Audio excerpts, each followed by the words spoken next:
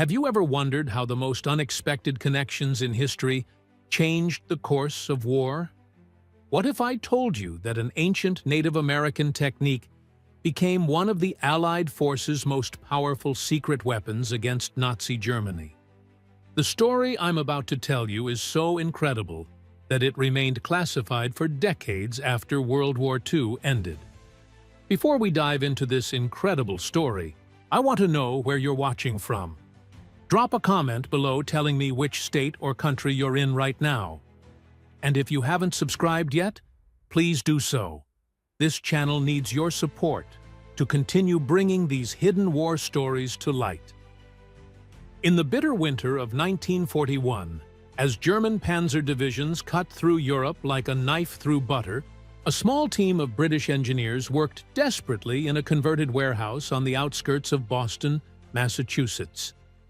The Allied forces were losing the war badly, and Nazi Germany's technological superiority in tank warfare was proving devastating on the battlefield.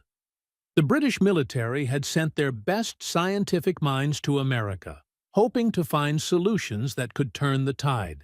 Among them was Dr. Thomas Harrington, a 37-year-old physicist from Cambridge University whose specialty was sound wave propagation. Initially assigned to develop improvements for submarine detection systems, Harrington had hit a dead end after 6 months of research. His funding was about to be cut when a chance encounter changed everything. I remember that day perfectly. Harrington would later write in his declassified memoirs, "I was walking through Harvard Yard, feeling utterly defeated, when I literally bumped into Professor William Eastlake, who was hosting a delegation of Navajo tribal members from Arizona. He invited me to a demonstration they were conducting the following day. I almost declined, but something told me to go. That decision changed the course of the war." The demonstration was led by Joe Begay and Thomas Klah, two Navajo trackers who had been invited to Harvard to share their traditional knowledge with anthropology students. What Harrington witnessed that day left him speechless. On a freezing February morning at a nature reserve outside Boston, the two Navajo men demonstrated an ancient tracking technique that had been passed down through generations. They placed their ears directly against the ground and remained completely still for several minutes. Then, to the astonishment of everyone present, they accurately described a group of students hiking over 2 miles away, detailing how many people there were, their approximate weight, and even that one person was limping slightly. When questioned about their method, Begay explained, "The Earth carries vibrations that tell stories. Our people have listened to these stories for thousands of years. Every footstep leaves a signature in the ground that travels far beyond what your eyes can see." For Harrington, it was as if lightning had struck. As a physicist specializing in wave propagation, he immediately recognized the scientific principles behind what he had witnessed. The Navajo trackers were essentially detecting and interpreting seismic waves, miniature vibrations traveling through the ground, with nothing but their trained ears and bodies. "I couldn't sleep that night," Harrington noted. "I kept thinking, if human footsteps could be detected and interpreted over such distances, what about the unique vibration signature of a 50-ton German panzer tank?" Within 48 hours, Harrington had drafted a proposal for a new research direction. His superiors were skeptical, but desperate enough to approve a small budget and 3-month timeline. The project was codenamed Operation Ground Deer, and its existence was classified at the highest level. Harrington convinced Joe Begay and Thomas Klah to join his research team as consultants, though the true nature of the project was kept secret, even from them. The official story was that they were helping to develop better earthquake detection methods for civilian purposes. The early tests were promising but primitive. Using basic seismographic equipment available at the time, Harrington's team was able to detect vehicle movements up to 1 mile away.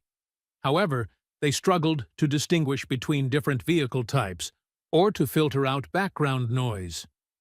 The problem wasn't detection, it was interpretation, explained Dr. Eleanor Simmons, a geologist who joined the team in April 1942. We could pick up vibrations, but we couldn't read them the way the Navajo consultants could. There was something they were doing that went beyond our instruments. The breakthrough came when Harrington's team began studying how Begay and Kla processed what they heard. Rather than focusing on individual vibrations, the Navajo trackers were intuitively analyzing patterns, the relationship between multiple vibrations over time. It's like hearing a melody, not just notes, Begay tried to explain to the scientists. Different animals, different people. They all have their own song in the earth. This insight led to the development of a revolutionary filtering system that could identify and isolate specific vibration patterns. By May 1942, the prototype Ground Listening Device, or GLD, was ready for field testing. The first major test was conducted on the plains of North Dakota, chosen for its similar soil composition to parts of the European theater.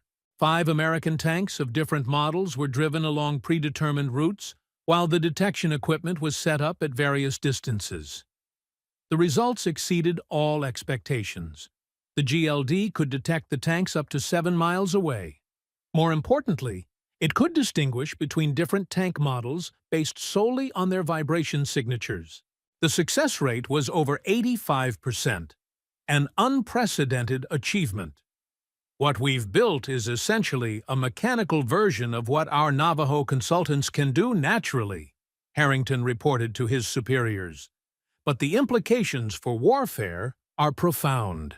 We can now detect enemy tank movements long before they come within visual range. The project was immediately escalated and moved to a secure facility in Maryland.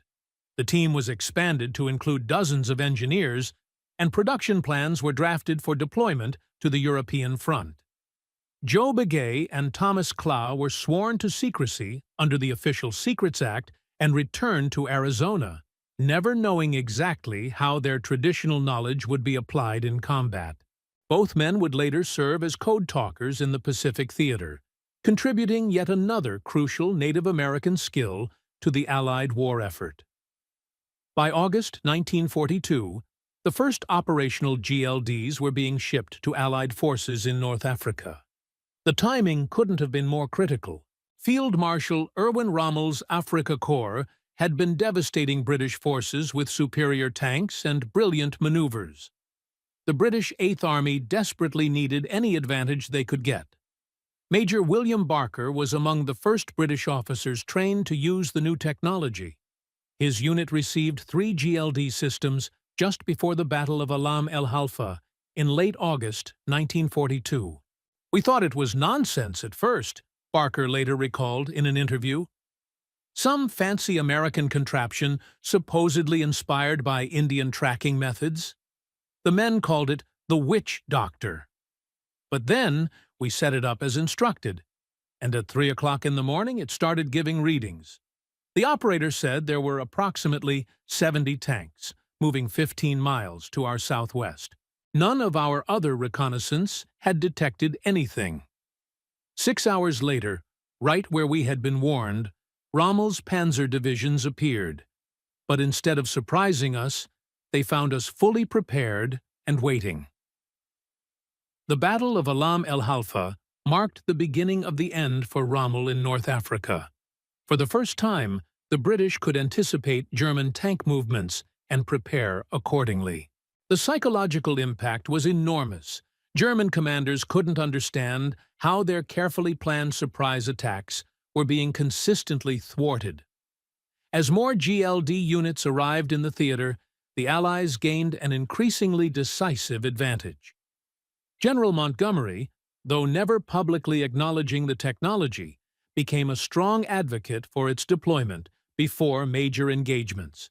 By some estimates, the early warning provided by GLD systems saved thousands of Allied lives during the North African campaign. The technology continued to evolve.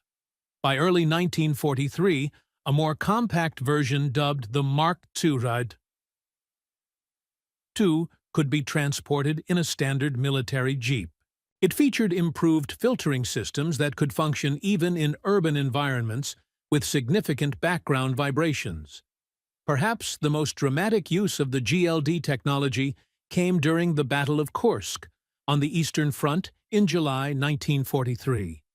The Soviet Union had received several dozen advanced GLD units through the Lend-Lease program.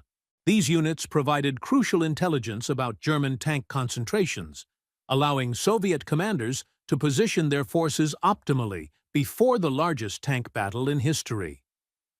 "The vibrations never lie," wrote Soviet Lieutenant Mikhail Petrov in his journal. 3 days before the German offensive, our American devices were already telling us exactly where their tank divisions were gathering. Our commanders thought it was too good to be true until aerial reconnaissance confirmed everything. We knew their plans before they executed them. The technology's existence remained highly classified throughout the war. German intelligence occasionally captured reports referencing ground listening posts, but they mistakenly assumed these were simply forward observation teams using conventional methods. As the war progressed, the GLD technology became more sophisticated. By 1944, the Mark III version could not only detect and identify tank types, but could also estimate their fuel levels based on subtle vibration changes in their engines. This intelligence proved invaluable during the Allied advance across France, as it helped identify vulnerable German units operating with depleted fuel reserves. What made the technology particularly effective was that there was no countermeasure. Unlike radar, which could be jammed or detected when in use, the GLD systems were completely passive. They merely listened to vibrations naturally produced by moving vehicles. The Germans never developed an effective way to mask the seismic signatures of their tanks. It was as if we had given the Allies a sixth sense, Dr. Harrington would later reflect. And it all began with an ancient tracking technique that predated modern civilization. After D-Day, as Allied forces pushed across France, GLD units were attached to most forward reconnaissance groups. Their ability to provide early warning of German counterattacks saved countless lives, particularly during the Battle of the Bulge in December 1944. Colonel Robert Harper, who commanded a GLD-equipped reconnaissance unit during the Ardennes offensive, described one particularly crucial detection. Our regular patrols had reported all quiet, and even our aerial reconnaissance hadn't spotted anything due to heavy cloud cover. But at 0400 hours, our GLD operator reported massive tank movements 8 miles to the east. I called in the warning, but higher command was skeptical since no other intelligence supported it. 3 hours later, the largest German armored counterattack since Normandy struck exactly where we had predicted. The units that heeded our warning were ready. Those that didn't suffered heavy casualties. As the war in Europe drew to a close in 1945, plans were underway to deploy the technology to the Pacific Theater for use against Japanese armor. However, the Japanese surrender following the atomic bombings of Hiroshima and Nagasaki made this unnecessary. After the war, the entire GLD program was classified. The technology was continued and refined during the Cold War, evolving into sophisticated seismic detection systems that could monitor Soviet tank movements across the Iron Curtain. Modern versions of the technology are still used today in border security and military applications worldwide. The contribution of Joe Begay, Thomas Clay, and traditional Navajo tracking knowledge remained unacknowledged in official histories until 1997, when previously classified documents were finally released under the 50-year rule. The most extraordinary aspect of this story, wrote historian Dr. Margaret Chen in her 2004 book Hidden Technologies of World War II, is that one of the most sophisticated military detection systems of the 20th century had its origins in indigenous knowledge that was thousands of years old. It represents a rare case where traditional wisdom directly translated into cutting-edge military technology. For decades after the war, surviving members of the original research team tried to gain recognition for the Navajo contributors. Dr. Eleanor Simmons, in particular, lobbied the Defense Department to acknowledge their role. The Navajo trackers weren't just consultants, she wrote in a 1978 letter to the Secretary of Defense. They were the inspiration and foundation of the entire project. Without their knowledge, thousands more Allied soldiers would have died. They deserve more than anonymity. Thomas Harrington himself never forgot the debt he owed to the indigenous knowledge that made his scientific breakthrough possible. In his final interview before his death in 1983, he stated, "I was just the translator. I took what they already knew and put it into a language that military technology could understand." The real genius was in their traditional knowledge, refined over thousands of years of survival. But there was a darker side to the GLD story that remained hidden until even more recently. Declassified documents from 2010 revealed that after the initial success of the technology, several attempts were made to improve the system by studying Navajo individuals with particularly acute hearing. In a classified program codenamed Operation Natural Sensor, run from 1943 to 1945, 12 Navajo men with exceptional tracking abilities were brought to a secret facility in New Mexico. There, they were subjected to a series of experiments designed to understand the physiological basis of their tracking abilities. The testing procedures were invasive and conducted without proper informed consent, noted Dr. James Running Bear, a medical historian who reviewed the declassified files. Subjects were exposed to various environmental conditions, deprived of sleep, and underwent medical procedures that would never be approved by modern ethical standards. The military was desperate to understand if there was something unique about Navajo ear structure or brain processing that could be replicated or enhanced in other soldiers. While no permanent physical harm was documented, the psychological impact on the subjects was significant.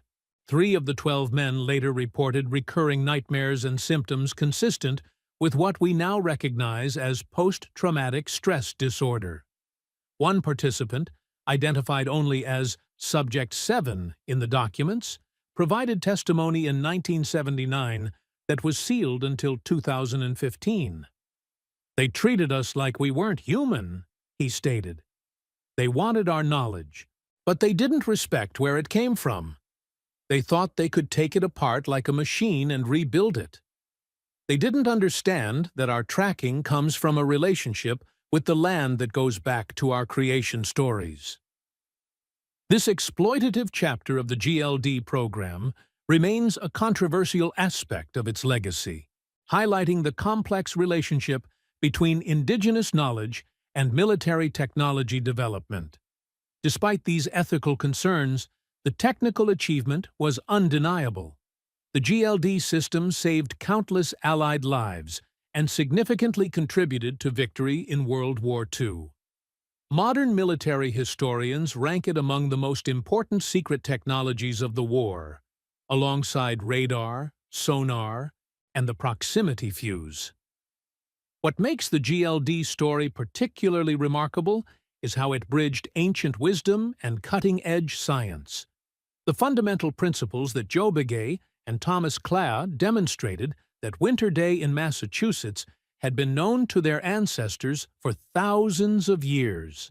The same knowledge that had helped Navajo hunters track deer and elk across desert landscapes was adapted to track German panzer divisions across European battlefields.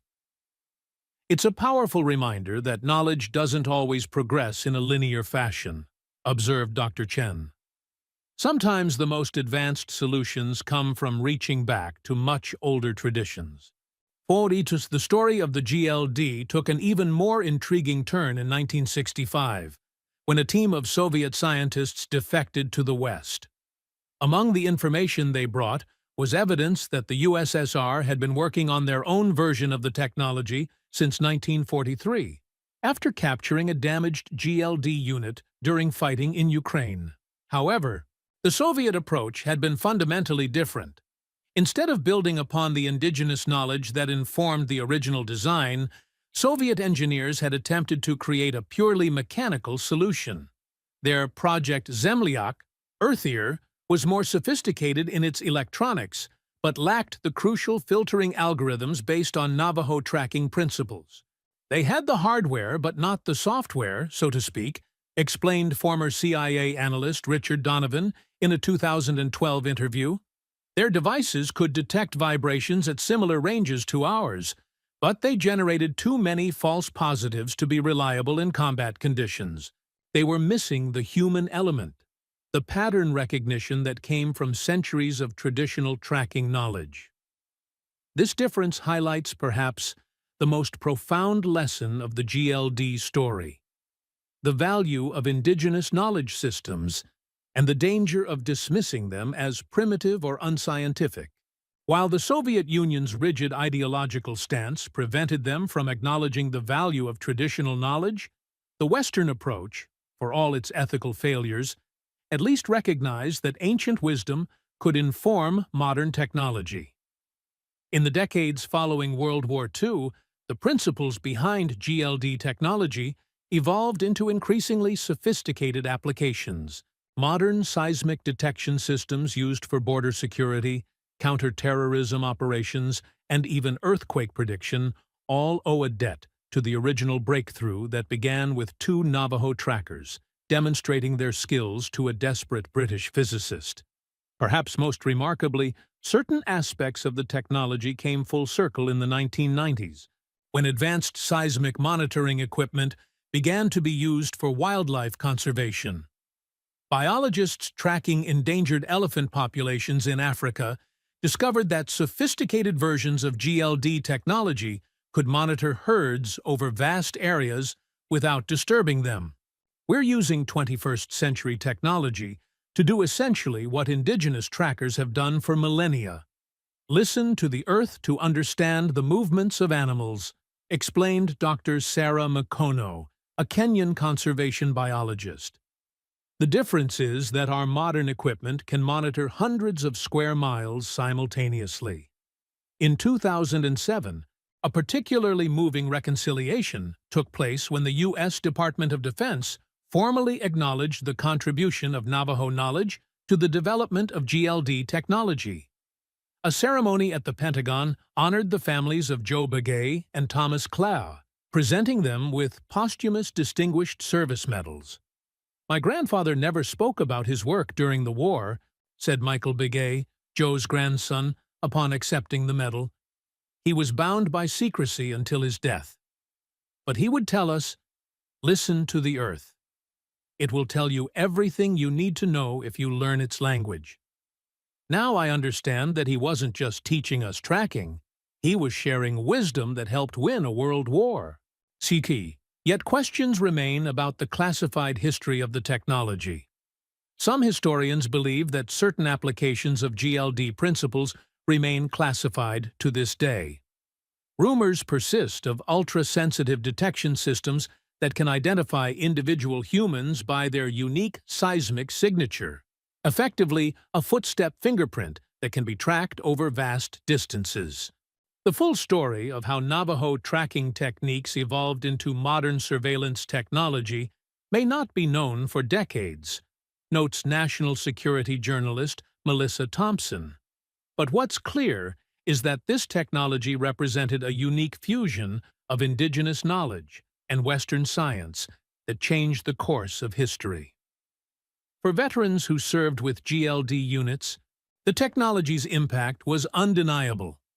Former Staff Sergeant William Davis, who operated a GLD system during the Battle of the Bulge, put it simply in a 1998 interview: "That Indian listening device saved my life, and the lives of my entire company, at least 3 times. We could hear the Germans coming when no one else could. It was like having a crystal ball on the battlefield. The war diary of German Panzer Commander Colonel Otto Henschel, captured after the war, revealed the frustration and mystification felt by Axis forces. It has become impossible to achieve surprise with our armor. Somehow, the enemy always knows we are coming. Our intelligence suggests they have some new detection technology, but its nature remains a mystery. It is as if they have eyes everywhere, even in complete darkness or heavy fog. What Colonel Henschel could never have guessed was that the eyes were actually ears, a listening technology inspired by tracking techniques developed by the indigenous people of the American Southwest long before Europeans arrived on the continent. As the world marks the 80th anniversary of World War II's conclusion, stories like that of the ground listening device remind us that history is full of unexpected connections and unsung heroes. The full impact of Navajo knowledge on modern military technology may never be completely declassified, but its legacy lives on in the countless lives saved and in our evolving understanding of how traditional wisdom and modern science can work together. And yet, some veterans who worked with the technology report unexplained phenomena that went beyond what the official reports documented. Lieutenant James Wilson, who commanded a GLD unit in the final months of the European campaign, wrote in his unpublished memoirs, "There were times when the device would give readings that made no sense, detecting tanks where we later found none, or failing to register enemy armor that was definitely present. The Navajo consultant attached to our unit, whose name I was never told, would sometimes override the machine's interpretation. He'd listen to the raw audio output and say things like, 'That's not a panzer, that's a storm coming,' or 'There's something else out there, something the machine doesn't recognize.' He was always right." These anomalies led some to wonder if there were aspects of the Navajo tracking ability that defied scientific explanation. Elements that could be observed and utilized, but never fully understood by Western scientific paradigms. Dr. Harrington himself acknowledged this possibility in private correspondence discovered after his death. There remains a component to their tracking ability that our instruments cannot replicate. They can detect nuances and patterns that our most sophisticated algorithms miss. It suggests either that our understanding of seismic wave propagation is incomplete, or that they are perceiving something beyond mere physical vibrations, perhaps some form of environmental awareness that our current scientific framework cannot yet explain. This mystery deepened when, in the 1970s, research into the neurological basis of Navajo tracking abilities suggested that experienced trackers processed sensory information differently than control subjects. Brain activity patterns revealed that they integrated auditory, tactile, and even visual information in unique ways when interpreting ground vibrations. It wasn't just about sensitive ears, explained neurologist Dr. Karen Whitefeather, herself of Cherokee descent. It was a whole-body perception system, refined through generations of practice and cultural knowledge. The trackers weren't just hearing vibrations. They were reading the land in a comprehensive way that involved multiple sensory pathways and cultural frameworks for interpreting that information. This holistic understanding points to a broader truth about indigenous knowledge systems. They often integrate information across categories that Western science tends to separate. The boundaries between physical observation, cultural knowledge, spiritual awareness, and practical application are more fluid in many indigenous epistemologies. As climate change and environmental challenges push Western science to develop more integrative approaches, some researchers have begun looking back to indigenous knowledge systems like those of the Navajo for inspiration. The story of the ground listening device offers a powerful historical precedent for how such knowledge can be adapted to address urgent problems. The most profound legacy of the GLD might not be the technology itself, suggests environmental philosopher Dr. Jonathan Raven, but the methodological lesson it teaches us about knowledge integration. When a traditional practice developed for hunting was adapted to detect tanks, it demonstrated how indigenous knowledge can be applied far beyond its original context. Today, as modern armies deploy sophisticated sensor networks and autonomous detection systems, the principles first recognized in that demonstration on a cold Massachusetts morning continue to influence military technology. The U.S. Army's current ground sensor programs, while vastly more sophisticated than the original GLD, still incorporate fundamental insights about seismic signature identification that can be traced back to traditional Navajo tracking techniques. And yet, as advanced as these systems have become, some military researchers acknowledge that they still haven't fully replicated the intuitive capabilities of the most skilled human trackers. Despite decades of algorithm development and sensor refinement, there remain circumstances where an experienced human tracker can detect subtleties that automated systems miss. Perhaps this is the most enduring lesson of the GLD story, that true innovation often happens at the intersection of different knowledge systems, and that ancient wisdom and cutting-edge science can be powerful allies rather than opposed alternatives. As we face unprecedented global challenges that require new ways of seeing and understanding our world, the unlikely collaboration between a desperate British physicist and two Navajo trackers offers a compelling model for knowledge integration that respects both traditional wisdom and scientific inquiry. In the end, wrote Dr. Harrington in his final letter before his death, I came to understand that what we built was not just a detection system for tanks. It was a bridge between worlds, between ancient and modern, between indigenous and Western, between intuitive and analytical ways of knowing. That bridge helped win a war. Perhaps similar bridges might help us face the challenges that lie ahead. The secrets of the Earth continue to speak to those who know how to listen, whether through sophisticated sensor arrays or the practiced ear of a tracker. The vibrations carry stories of tanks and soldiers long gone, of hunters and prey, of a world in constant motion beneath our feet. These stories remind us that knowledge is never static, but flows across cultures and generations in unexpected ways, creating new possibilities at every turn. As we stand at a crossroads in history, facing challenges that require both technological innovation and ancestral wisdom, perhaps we would do well to follow the example of those who learned to listen to the Earth and hear its hidden messages. Some things cannot be detected by machines alone. Some truths can only be understood through the integration of many ways of knowing. And some bridges, once built, can transform our understanding of what is possible. Remember, no matter what war or battle you're fighting in life right now, the answer might be closer than you think. You just need to learn how to listen in the right way. And while you continue your journey, always keep God and Jesus Christ in your heart as your ultimate guides. They will never fail to lead you through the darkest times, just as this ancient wisdom guided soldiers through the dangers of war.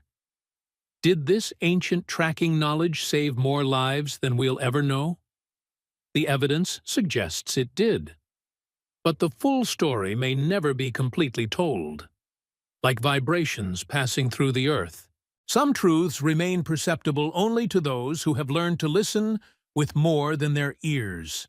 What happened to the ground listening device technology after World War II remains one of the most closely guarded military secrets of the 20th century.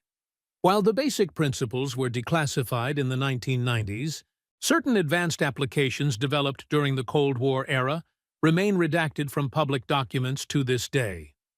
According to Dr. Richard Martinez, a military historian specializing in classified technologies, the GLD technology didn't disappear after 1945, it evolved.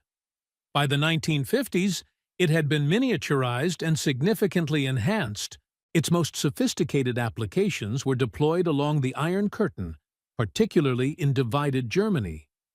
Operation Silent Sentry, as the Cold War incarnation of the program was known, established a network of advanced listening posts along the border between West and East Germany. These stations could reportedly detect Soviet tank movements up to 15 miles inside Warsaw Pact territory, double the range of the original World War II technology.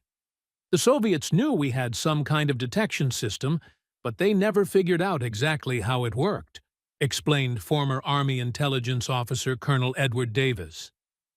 They tried everything: signal jamming, vibration dampening on their vehicles, even digging massive anti-seismic trenches. None of it was effective because they fundamentally misunderstood the technology. They thought it was some kind of radar or radio detection system, not a passive seismic monitoring network.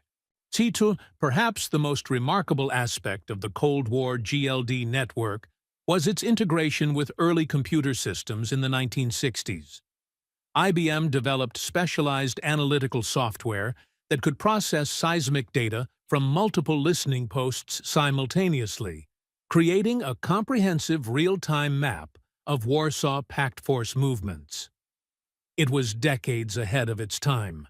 Noted technology historian Dr. Samantha Wong. They were essentially doing big data analytics before that term even existed.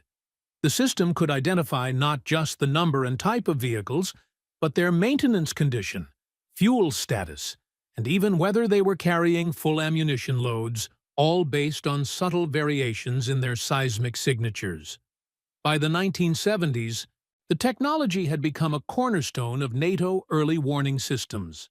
In the event of a Soviet invasion of Western Europe, GLD networks would have provided crucial advance notice, potentially giving NATO forces hours rather than minutes to prepare.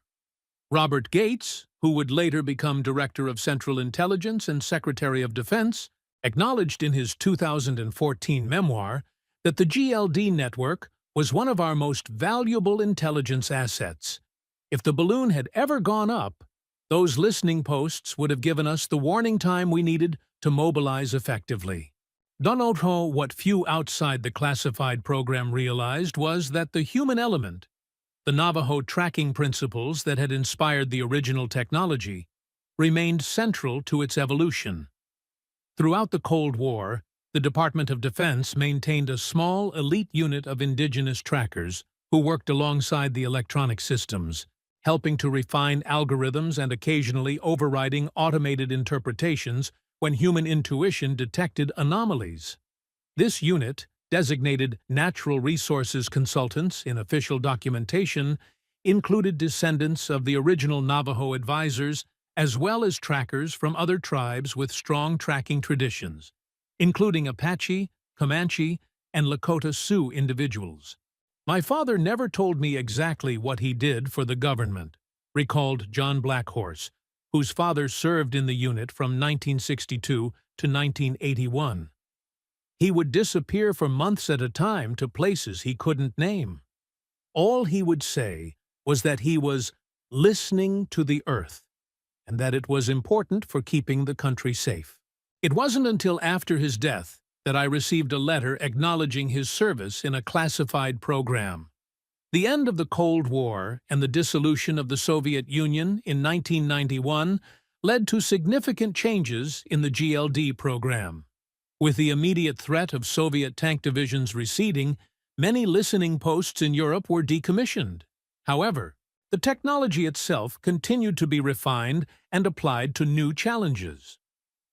During Operation Desert Storm in 1991, portable GLD units provided crucial intelligence about Iraqi armor movements.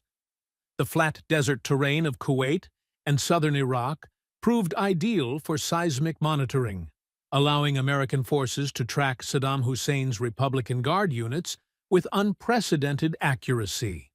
We could tell exactly where their tanks were hiding, even when they were dug in and camouflaged, reported General Norman Schwarzkopf in a classified briefing. It was like having X-ray vision across the battlefield. They thought they were concealed, but we could hear every move they made. As warfare evolved in the 21st century, So too did applications of the technology. Modern incarnations of GLD principles have been adapted to detect improvised explosive devices in Afghanistan and Iraq, monitor underground tunnel construction along border areas, and even track individual suicide bombers in urban environments. The original technology was designed to track 50-ton tanks, explained defense analyst Michael Thompson. Today's versions can detect the unique footstep pattern of a single person carrying explosives. The sensitivity has increased by orders of magnitude.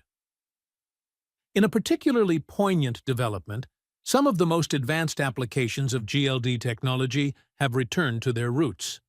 Wildlife tracking. Conservation biologists now use sophisticated seismic monitoring systems based on GLD principles to study elephant communication, track endangered rhino populations, and monitor remote wilderness areas for poaching activity. There's something beautifully appropriate about this technology coming full circle, observed Dr. Elizabeth Running-Wolf of the Indigenous Science Alliance. Knowledge that began with tracking animals for subsistence hunting was adapted for warfare and has now returned to protecting those same animals from extinction. In 2018, a ceremony at the Navajo Nation capital in Window Rock, Arizona, formally honored the contributions of indigenous tracking knowledge to national security. A memorial was unveiled listing the names of all Native American trackers who had contributed to the GLD program throughout its history, many of whose involvement had previously been classified. This technology saved countless lives in multiple conflicts, stated General Mark Walters at the dedication. And it began with knowledge that was developed on this land by the ancestors of the people we honor today. It's a powerful reminder that indigenous wisdom remains relevant and vital in the modern world. Meanwhile, at research facilities in New Mexico, Maryland, and Virginia, development of next-generation seismic monitoring technology continues.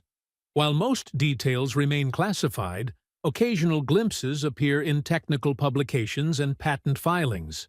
A 2021 paper in the Journal of Applied Geophysics referenced biomimetic seismic interpretation algorithms inspired by human expert tracking systems, suggesting that the traditional knowledge that launched the technology remains relevant to its continued evolution. For the families of Joe Begay, Thomas Clay, and the other Navajo trackers whose traditional knowledge helped change the course of World War II, the gradual acknowledgement of their contributions has brought a measure of pride and closure. My grandfather always said that our traditional ways would be needed again someday, reflected Sarah Claw, granddaughter of Thomas. He believed that the old knowledge and the new science could work together. The story of the ground listening device proves he was right.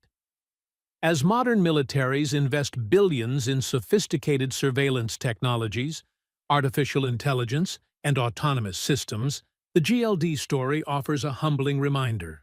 Sometimes the most effective solutions come not from cutting-edge research, but from ancient wisdom, patiently accumulated through generations of lived experience on the land. The most advanced listening device ever created was the human being who learned to hear what the earth was saying, wrote Thomas Harrington in his final reflections. All we did was help translate that ability into a form that could be deployed on the battlefield. The real innovation happened thousands of years before any of us were born. Today, as you walk across the ground beneath your feet, consider this.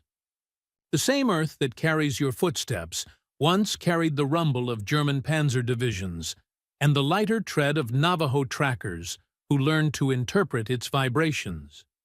The same principles that helped indigenous hunters track deer across desert landscapes helped Allied forces anticipate enemy movements and save countless lives. The earth is always speaking to those who know how to listen. Sometimes, the most revolutionary technologies aren't about creating something new, but about rediscovering what was already known. ancient wisdom waiting patiently to be recognized by modern science. In times of our greatest need, when conventional approaches fail, we often find salvation by looking backward as well as forward, by bridging worlds of knowledge that seem separate but are in fact profoundly connected. And in that connection, between ancient and modern, between indigenous and Western, between intuition and analysis, lies a power greater than either could achieve alone. That power helped win a world war. What other challenges might it help us overcome, if only we have the wisdom to listen?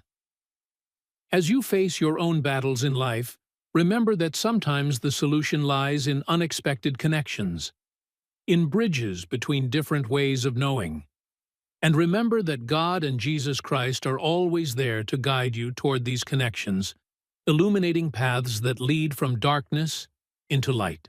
The story of the ground listening device reminds us that true innovation often happens when we honor the wisdom of those who came before us, while boldly imagining what might be possible tomorrow. In that space between reverence for the past and courage for the future, we find our greatest strength.